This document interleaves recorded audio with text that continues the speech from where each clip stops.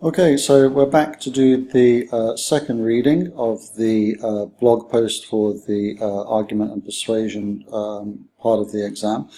Just to recap, we'd done the first reading, which was to get the big picture about the blog. And if we summarize that, just to remind ourselves what it was about, what's the author saying, and what's the author's key stance. The issue was tattoos in society. The author was annoyed that her rebellious tattoos lost its meaning. Attitudes have changed to tattoos. What was the author saying? The point of view or the purpose, that through history or the historical context, tattoos used to be associated with deviants and criminals, defiance, rebellion, but they've now become, a fashion statement and too common. And then the key stance or the contention, we can probably state as tattoos have lost their power as they've become common through most of society.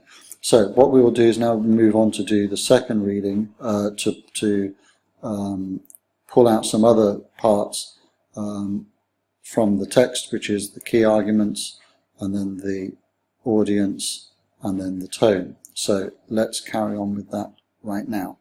So this is the first part of the blog again, just to look at. What we'll do is we'll highlight the key arguments that we can find in yellow, and then we'll do the audience in another color and the tone in another color. So the first argument, okay, let's just sort of say, tattoos are now a fashion statement. The power of ink has diminished. The deviant nature of the tattoo has faded. So these are, in this part of the blog, probably the key arguments that we can draw out. Now if we turn to, let's say, the audience and the impact on the audience and stuff. Okay, so street beat here, current social issues, it's a blog, so the blog entry, the readers of her blog, so we get some idea of who the likely audience is. Okay, and then the tone, if we think about the tone, let's just have a blue.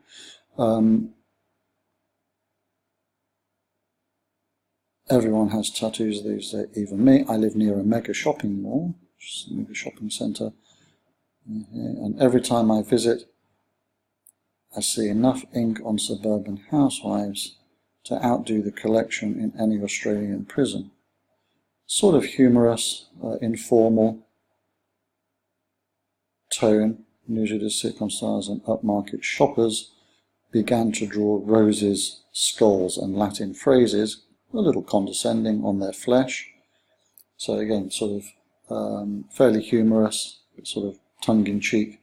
So those are the first things that we can draw out. So that we've got the first argument, and we've got some tone, and we're thinking about how the audience might be positioned by the author's point of view. That they're just a fashion statement now, and the power has diminished. So then we come back to, let's say, the argument here of the title, which is the power of ink is kind of ironic here because the power is gone. Okay, so let's just go to the next part of the blog.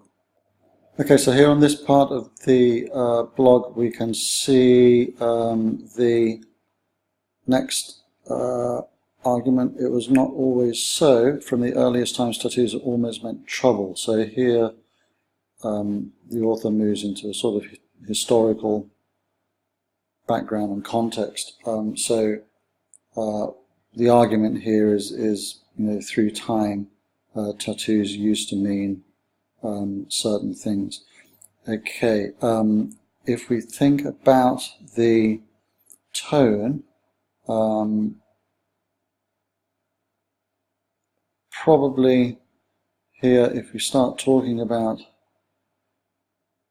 ink, the unconsenting backs of prisoners and slaves, the practice continued in Europe throughout the Middle Ages to mark the deviant and the incarcerated. What we notice here is that the tone has shifted. The indelible cruelty of the prison tattoo can still be seen living in the flesh of those who survived, and so on and so on, the concentration camps. So it's taken on a much more sort of academic and formal tone. The humour from the start of the blog has changed. So, and I think that goes sort of back to this standalone sentence at the top, which is a signpost to that tonal shift. Okay, if we think a little bit about how the author is positioning the audience, discussing prisoners, slaves, the deviant, the incarcerated, the horror of the genocide. She's bringing into the conscience of the readership, the sort of, the horrors of the tattoo and what it meant previously. So you contrast that with how it's become a fashion statement today. And then if we also then highlight not the argument, but perhaps not the tone either. So positioning the audience. Sorry, if we look then at this visual, this tamoko, the wearer has status within the community. The story of the wearer's family heritage. So again, that's contrasting the tattoo's place in history with prisoners and slaves versus the Maori status of the tattoo. So again, that's also sort of, pushing the audience to consider, the meaningless tattoos which the newsreaders and the suburban wives are marking themselves with, compared to tamoko and, the prisoners and the incarcerated through history. Okay, let's move on to the next part. Further down this part of the blog, I think maybe convicts were known to mock the king. That's sort of possibly moving into one of the other arguments, but we'll come back to that in a second when we flip over the page to the rest of the blog. If we look at the tone, still through this part of the blog, is still very academic. So it's still the historical context. And then if we think about positioning the audience, no tattoos before you're 30, what I'll tell my children. Okay, again, that's being contrasted with what's going on in history. So the fact that tattoos have become common, have lost some of their meaning, their power, means that now these days, parents are telling their children, don't get a tattoo because you'll regret it, and it's a meaningless thing. Okay, let's just flip over the next page. Okay, so here we see that the mocking the king, defiance of the crown, continues in a tradition of defiance, and that defiance is expressed later on by the author with her friends daring to defile her femininity. So I think that is possibly the third key argument, is that the decision to get tattoos years ago was sort of a rebellious thing, a tradition of defiance. Okay, so if we look at the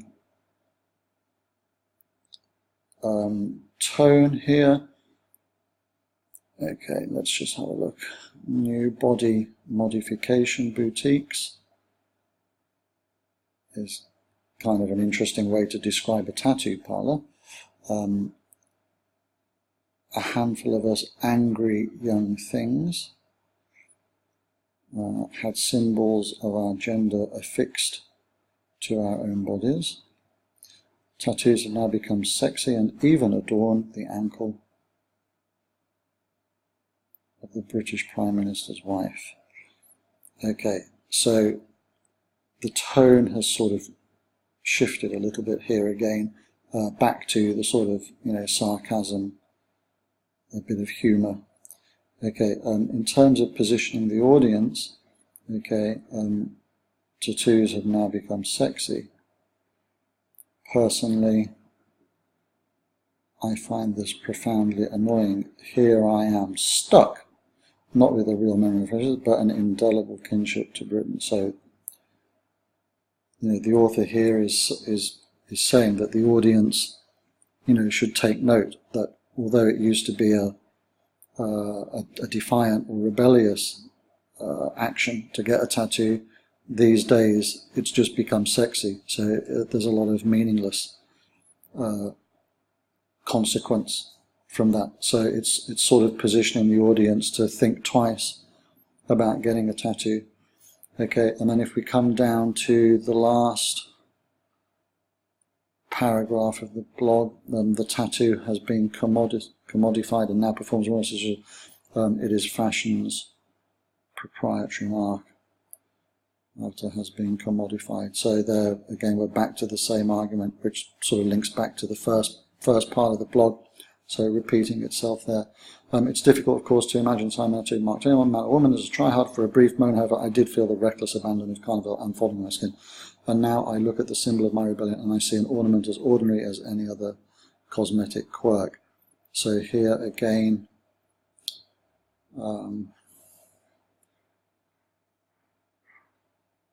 I did feel the reckless abandon unfolding on my skin. And now I look at the symbol of my rebellion and I see an ornament as ordinary as any other cosmetic quirk. So, the tone there again is sort of, being irked, being annoyed, being frustrated by the change in meaning. I see an ornament as ordinary as any other cosmetic quirk.